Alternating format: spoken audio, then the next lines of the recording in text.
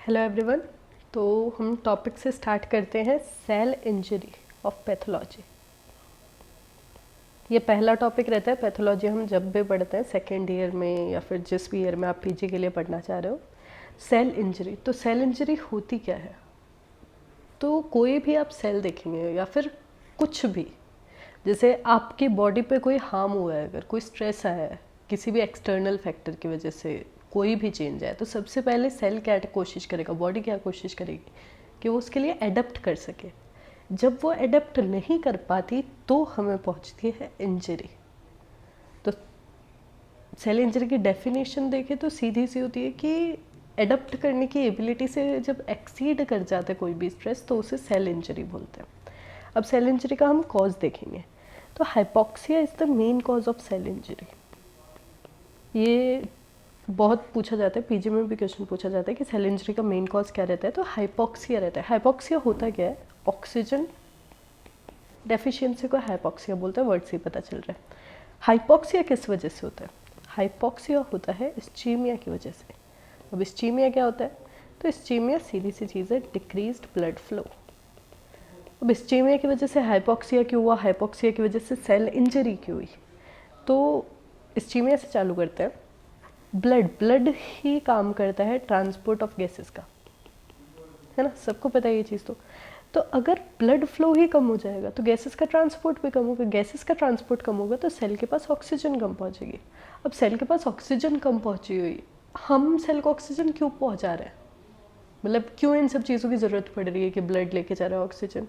Normal maintenance of the body के लिए, मतलब सेल खुद को मेंटेन करने के लिए सेल को ऑक्सीजन की रिक्वायरमेंट होती है, और वो ऑक्सीजन ही कम पहुंचा तो वो रिजल्ट करेगा सेल इंजरी में। अब सेल इंजरी हम देखेंगे तो दो टाइप्स की होती है, रिवर्सिबल सेल इंजरी और इरिवर्सिबल सेल इंजरी। इसे हम आगे पढ़ेंगे। अभी थोड़ा डेफिनेशंस पे चलते हैं। तो सेल इंजरी की डेफिनेशन क्या होती है? Sequence of events that occur when stresses exceed ability of cells to adapt. मतलब सेल की जो एडप्ट करने की एबिलिटी होती है उससे एक्सीड कर जाएगा जब कोई भी स्ट्रेस, तो उससे हम बोलेंगे cell injury. Main cause of cell injury क्या होता है? हाइपोक्सिया। हमने पढ़ा अभी हाइपोक्सिया का मेन कॉज क्या होता है? इस्चीमिया। अब डेफिनेशंस बहुत इंपॉर्टेंट रहती है हमारे थ्योरी एग्जाम्स के लिए। तो हाइपोक्सिया की डेफिनेशन देखें तो the absence of enough oxygen in the tissue to sustain bodily functions. Body functions को करने के लिए जब इनफ ऑक्सीजन प्रेजेंट नहीं होती उसे हाइपोक्सिया बोलते हैं। And ischaemia simply reduced blood flow. Next हम देखते हैं most sensitive cell to hypoxia और मोस्ट रेजिस्टेंट सेल। तो most sensitive cell to hypoxia होती है ब्रेन और न्यूरॉन्स। 3 to 5 मिनट्स के अंदर अगर हाइपोक्सिया होता है तो ब्रेन और न्यूरॉन डैमेज हो जाते हैं, मतलब न्यूरॉन्स डैमेज हो जाते हैं, ठीक है। इसीलिए सबसे ज़्यादा ऑक्सीजन रिक्वायरमेंट, सबसे ज़्यादा नहीं कह सकते, मतलब most crucial oxygen requirement brain को ही रहती है, न्यूरॉन्स को। और most resistant cell to hypoxia होती है फाइब्रोब्लास्ट, ठीक है। ये PYQ है तो ये याद रखना एक बार। अब हम देख लेते हैं सेल इंजरी को अच्छे से। सबसे पहले क्या हुआ? कोई भी स्ट्रेस या फिर हार्मफुल सब्सटेंस, कुछ भी एक्सटर्नल एनवायरनमेंट से कोई भी हार्म अपनी बॉडी को हुआ है, सेल को हुआ है, तो सेल सबसे पहले क्या ट्राई करेगा? एडप्ट करने की। उस प्रोसेस को क्या बोलते हैं? Cell adaptation. अब सेल एडप्टेशन होता क्या है? मतलब यही कि सेल कोशिश कर रहे हैं कि वो खुद से ही सही कर दे सेल इंजरी होने से पहले। तो इसमें क्या क्या चीज़ें आती हैं? तो सेल एडप्टेशन में हम पढ़ते हैं हाइपरट्रॉफी, हाइपरप्लेशिया, एट्रॉफी, मेटाप्लेशिया, और भी बहुत सारी चीज़ें होती है, डिस्प्लेशिया, ये सेल एडप्टेशन मैकेनिज्म होती है, जो कि हम डिटेल में आगे पढ़ेंगे। एक बार के लिए नाम याद। हाइपरट्रॉफी मतलब वो सेल्स को बनाना, मतलब सेल्स की साइज इंक्रीज हो जाएगी। हाइपरप्लेशिया मतलब नंबर ऑफ सेल्स इंक्रीज हो जाएंगे, ये सब। तो ये हो गया सेल एडप्टेशन। अगर ये फेल हो जाता है, सेल एडप्टेशन फेल हो गया, तो अब क्या होगा? Cell injury. सेल इंजरी में भी सबसे पहले होती है reversible cell injury. Reversible cell injury अगर ये भी फेल हो जाती है, मतलब कि रिवर्सिबल सेल इंजरी हो गई, अभी भी सही नहीं हो पा रही सेल। रिवर्सिबल सेल इंजरी यही होती है कि वो आपको एक अपॉर्चुनिटी देती है कि अभी भी आप सही हो सकते हो, लेकिन अगर ये भी फेल कर जाता है तो फिर सेल चली जाती है इरिवर्सिबल सेल इंजरी फेज में। इरिवर्सिबल सेल इंजरी, इसका कोई इलाज नहीं होता, इसके बाद सीधा हमें सेल डेथ ही मिलती है। तो ये एक सीक्वेंस रहता है इवेंट्स का सेल इंजरी में। सबसे पहले स्ट्रेस आया कोई भी, सेल एडेप्टेशन, उसके मैकेनिज्म होती है, उसके बाद में reversible cell injury, irreversible, and then ultimately cell death. ये देख रहे हैं हम types of cell injury, reversible और इरिवर्सिबल। अब सबसे पहले हम चालू करते हैं रिवर्सिबल सेल इंजरी से। तो रिवर्सिबल सेल इंजरी में क्या होता है, ये बहुत इंपॉर्टेंट पॉइंट है, माइटोकॉन्ड्रियल डिसफंक्शन।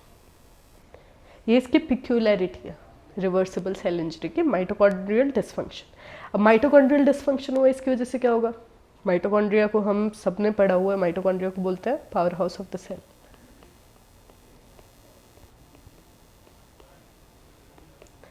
अब पावर हाउस क्यों बोलते हैं, क्योंकि ये एटीपी प्रोडक्शन करवाता है, और ये अगर डिसफंक्शन, मतलब ये अगर ख़राब हो चुका है, ये अच्छे से फंक्शन नहीं कर रहा, तो एटीपी प्रोडक्शन डिक्रीज हो जाएगा।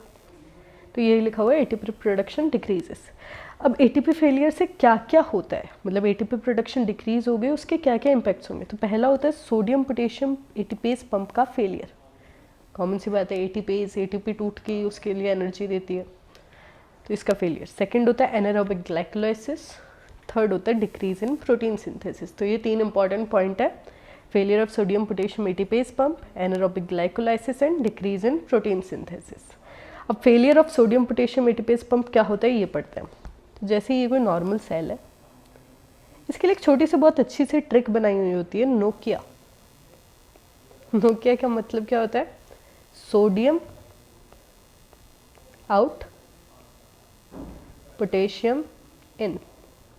ठीक है, कई बार ये कंफ्यूजन हो जाता है, सोडियम बाहर जाता है कि पोटेशियम बाहर जाता है, सबका पड़ा हुआ होता है। सोडियम पोटेशियम पंप में क्या होता है, ये नॉर्मल सेल है, 2 पोटेशियम अंदर,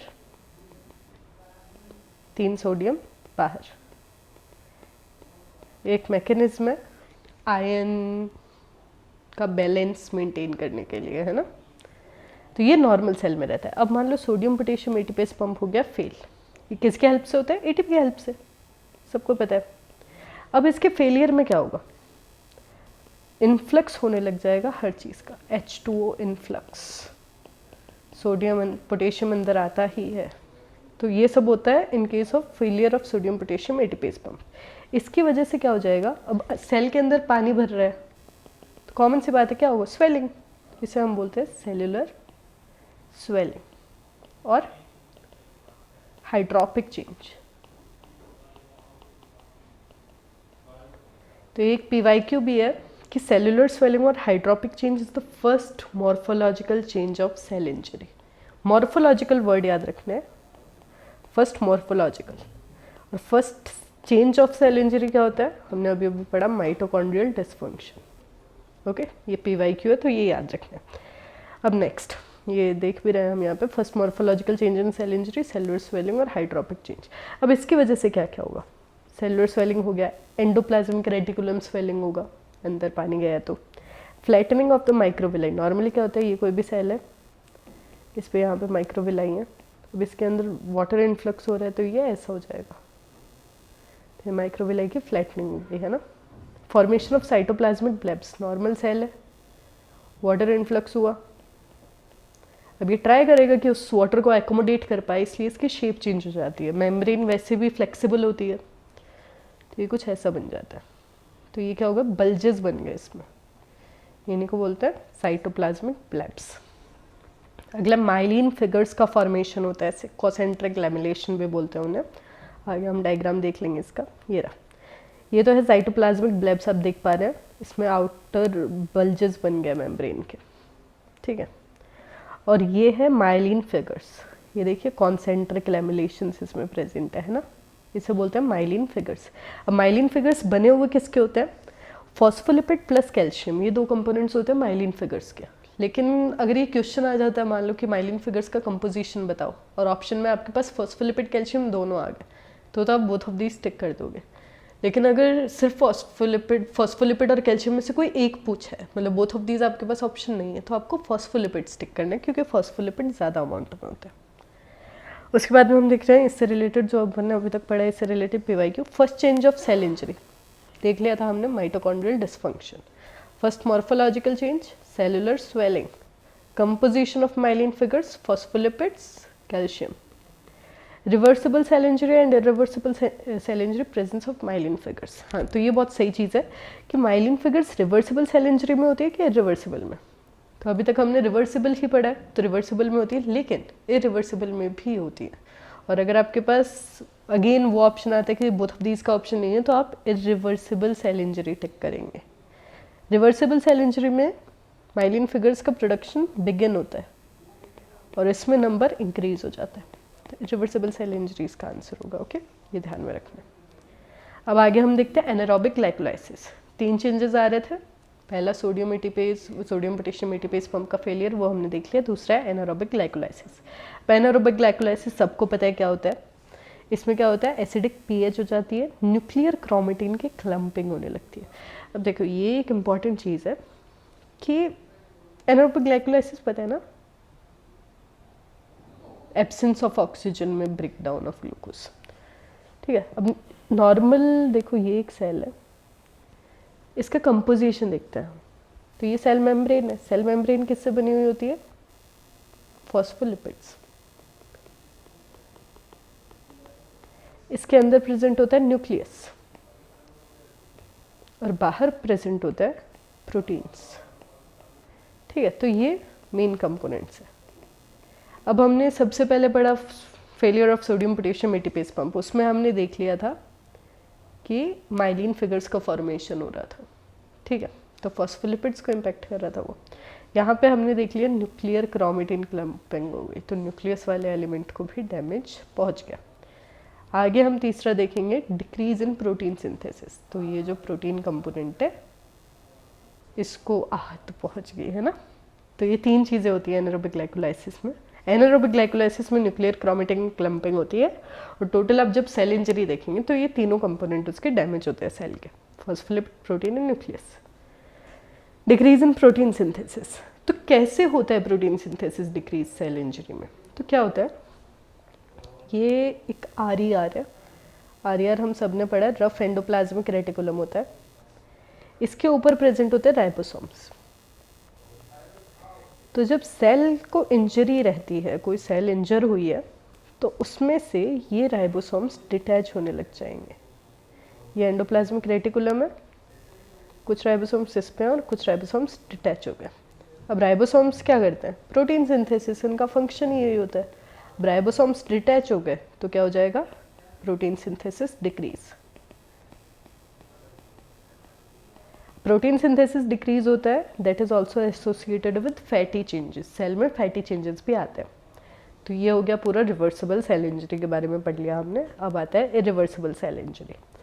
अब हमने पहले पढ़ा था कि सेल एडप्ट करती है, फिर रिवर्सिबल होता है, फिर इरिवर्सिबल। हमें पता कैसे चलेगा कि अब इरिवर्सिबल सेल इंजरी चालू हो चुकी है? तो 2 डिफाइनिंग मोमेंट्स होते हैं जो कि डिफरेंशिएट करते हैं रिवर्सिबल और इरिवर्सिबल सेल इंजरी में। तो 2 डिफाइनिंग मोमेंट्स क्या क्या हैं? पहला रहता है सीवियर मेम्ब्रेन डैमेज और सेकंड रहता है severe mitochondrial damage. Membrane damage उसमें भी हुआ है, माइटोकॉन्ड्रियल डैमेज भी उसमें हुआ है। देखा था हमने mitochondrial dysfunction. Severe word important है, मतलब बहुत ज़्यादा जब मेम्ब्रेन और माइटोकॉन्ड्रिया डैमेज हो जाते हैं तब हम बोल सकते हैं हाँ कि हाँ अब cell irreversible cell injury phase में एंटर कर चुकी है। ठीक है, सीवियर मेम्ब्रेन डैमेज में क्या होता है? तो ये 3 एंजाइम्स जो कि एक्टिवेट होती है, फॉस्फोलिपिड्स, प्रोटीज, न्यूक्लियस। कैसे होती है हम आगे देखते हैं। तो देखिए ये एक सेल है। ओके, अब हमने क्या पढ़ा है, इरिवर्सिबल सेल इंजरी में सीवियर मेम्ब्रेन डैमेज। ये मेम्ब्रेन हो गई इसकी डैमेज। मेम्ब्रेन डैमेज होगी उसकी वजह से क्या होगा, मेम्ब्रेन की खास बात होती है कि वो सेमी परमिएबल होती है, कुछ ही चीज़ों को एंटर करने देती है। लेकिन अब वो डैमेज हो चुकी है तो कैल्शियम का बहुत ज़्यादा इन्फ्लक्स हो जाएगा मेम्ब्रेन डैमेज की वजह से। अब ये कैल्शियम डायरेक्टली जो अपन ने अभी अभी 3 एंजाइम्स पढ़ी थी उनका एक्टिवेशन करवाता है। कैल्शियम का काम ही होता है, ये अपन ने 11th क्लास में NCERT में भी पढ़ा था, है ना। हाँ, तो कैल्शियम का रोल ही यही होता है कि वो एक्टिवेशन ऑफ एंजाइम्स करवाता है, फॉस्फोलाइपेज, न्यूक्लियस एंड प्रोटीज, जो अपन ने 3 कंपोनेंट्स पहले पढ़े थे। दूसरा कैल्शियम क्या करता है, सेल के अंदर जो माइटोकॉन्ड्रिया प्रेजेंट होता है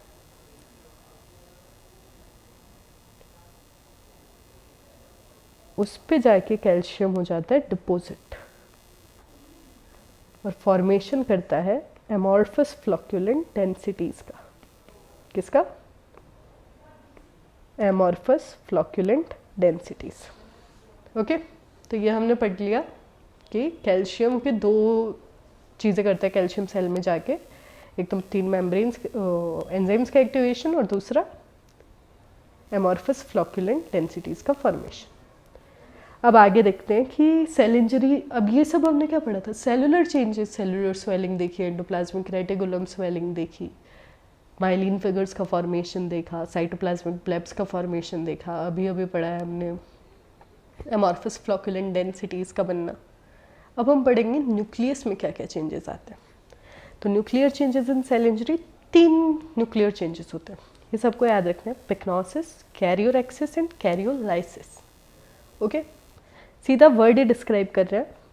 कैरियोरेक्सिस, रेक्सिस मतलब होता है फ्रेगमेंटेशन, लाइसिस, लाइसिस मतलब होता है तोड़ के डिसॉल्व कर देना। तो सबसे पहले पिक्नोसिस, पिक्नोसिस में क्या होता है? Nucleus become small and dark due to nuclear chromatin condensation. जो न्यूक्लियर क्रोमेटिन होता है उसका कंडेंसेशन होता है, जिसकी वजह से न्यूक्लियस स्मॉल हो जाता है और डार्क हो जाता है, कंडेंसेशन की वजह से स्मॉल और डार्क। दूसरे कैरियोरेक्सिस, कैरियो मतलब न्यूक्लियस फ्रेगमेंटेशन, तो न्यूक्लियस का फ्रेगमेंटेशन होता है कैरियोरेक्सिस। तीसरा कैरियोलाइसिस मतलब डिसोल्यूशन, तो न्यूक्लियस गेट्स डिसॉल्व्ड। अब इसका एक डायग्राम देख लेते हैं हम। ये एक नॉर्मल न्यूक्लियस है, इसमें जो क्रोमेटिन था उसका कंडेंसेशन हो गया, उसकी वजह से ये हो गया पिक्नोसिस। देख रहे हैं आप, डार्क, ये देखिए डार्क हो गया और इसके कंपेयर में छोटा भी है, तो स्मॉल एंड डार्क। नेक्स्ट है इसका फ्रेगमेंटेशन हो गया, तो ये क्या हो गया? कैरियोरेक्सिस। एंड थर्ड स्टेज इज कैरियोलाइसिस, ये सब डिसॉल्व हो गया, न्यूक्लियस डिसोल्यूशन। तो ये न्यूक्लियर इवेंट्स होते हैं सेल इंजरी में। तो ये हमारी सेल इंजरी कंप्लीट हो गई अभी तक, मतलब हमने रिवर्सिबल सेल इंजरी पढ़ ली, इरिवर्सिबल सेल इंजरी पढ़ ली। जो 2 टॉपिक्स बाकी थे, irreversible cell injury leads to cell death. Cell death में हम बहुत टाइप्स की सेल डेथ होती हैं, नेक्रोसिस, एपोप्टोसिस और कुछ स्पेशल टाइप की सेल डेथ्स भी होती हैं, ये सब हम अगले वीडियो में देखेंगे। इसके अलावा सेल एडेप्टेशंस, जैसे कि जो हमने पढ़े थे हाइपरट्रॉफी, हाइपरप्लेजिया, एट्रॉफी, मेटाप्लेजिया, ये भी हम बाद में देखेंगे। एक बार के लिए सेल इंजरी यही था, समराइज कर देते हैं एक बार में। तो सबसे पहले हमने पढ़ा है सेल इंजरी स्टार्ट कैसे होती है, तो किसी भी स्ट्रेस की वजह से, जब वो एडेप्ट नहीं कर पाता। उसके बाद में क्या होता है? सेल एडेप्टेशन, एडेप्टेशन फेल हुआ तो reversible cell injury, reversible cell injury fail हुई तो इरिवर्सिबल सेल इंजरी, और उसके बाद cell death. Reversible cell injury में हमने पढ़ा किसकी वजह से हो रहा है? माइटोकॉन्ड्रियल डिसफंक्शन की वजह से। इसकी वजह से क्या होता है? एटीपी प्रोडक्शन डिक्रीज होता है। एटीपी प्रोडक्शन डिक्रीज होता है तो 3 चीज़ें होती हैं, failure of sodium potassium ATPase pump, anaerobic glycolysis and decrease in protein synthesis. Failure of sodium potassium ATPase pump की वजह से क्या होता है? First morphological change of cell injury, cellular swelling. उसके बाद में हमने पढ़ा था formation of myelin figures and formation of cytoplasmic blebs. इसके बाद में सेकंड था एनारोबिक ग्लाइकोलाइसिस, जिसमें पीएच एसिडिक हो जाती है और न्यूक्लियर क्रोमेटिन क्लम्पिंग होती है। उसके बाद में हमने पढ़ा है decrease in protein synthesis, ribosome detachment. उसके बाद हमने पढ़ा irreversible cell injury. Irreversible cell injury में जो अलग चीज़ देखी थी वो थी formation of amorphous flocculent densities. तो ये हुई आपकी cell injury complete. Thank you.